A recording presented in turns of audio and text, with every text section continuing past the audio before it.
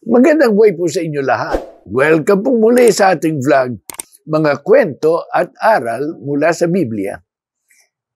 Noong po nakaraang vlog, kinuwento ko sa inyo ang nangyari kay Saul na hinirang ng Panginoon kahit na galing siya sa pinakamaliit na tribu ng Israel. Hinirang siya at naging magandang pasimulan niya at napasama siya noong hindi niya sinunod ang utos ng Panginoon at nagdahilan pa siya.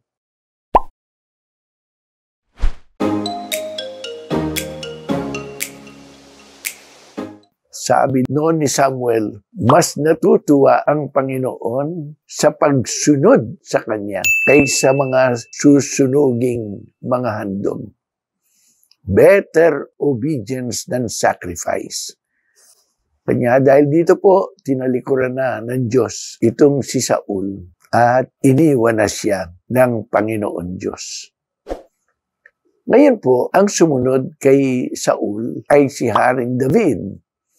Si Haring David din po, siya po ang pinakabata sa mga magkakapatid na mga anak ni Jesse.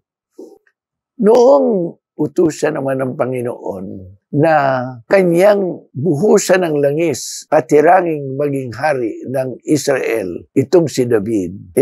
Nagpunta nga siya kay Jesse at inayaya na sila'y kumain at pagkakain. Tinignan niya ang lahat ng mga anak ni Jesse. 7 pinresinta sa kanya, merong magigilas, magandang tindig, inayawan ng Panginoon.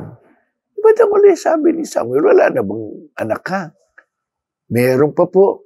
Ngunit nandun po siya nagpapastol. Tawagin mo. At tinawag nga si David. Batang bata. Magandang itsura. Mapupula ang mga pisngi. Sabi ng Diyos, eto siya. Buhusan mo siya ng langis. At naging hari nga po si David. Bagamat siya ang pinakabunso, hindi man inisip ng kanyang ama na maging karapat-dapat, ay siya ang tinawag ng Panginoon na maging hari. Ganyan po ang Panginoon. Sabi nga God does not choose the qualified, but He qualifies those whom He chooses. Hindi pinipili ng Panginoon ang mga pinakarapat-dapat. Ngunit ginagawa niyang karapat-dapat ang kanyang mga hinirang. At yan po ang ginawa kay David, na pagkatapos ay matatanghal na pinakadakilang hari ng Israel.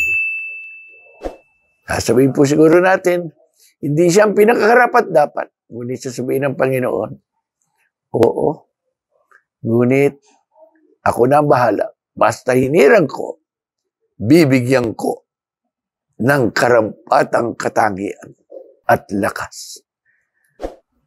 Hari nawa po magtiwala tayo sa Panginoon. Pag may pinagkaloob siyang misyon sa inyo, tuparin ninyo.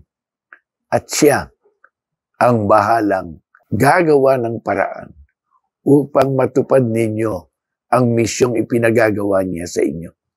Katulad ni Haring David. Huwag po kayong makalilimot, mag-subscribe sa ating vlog sa YouTube, Friends of the Divine Mercy Foundation.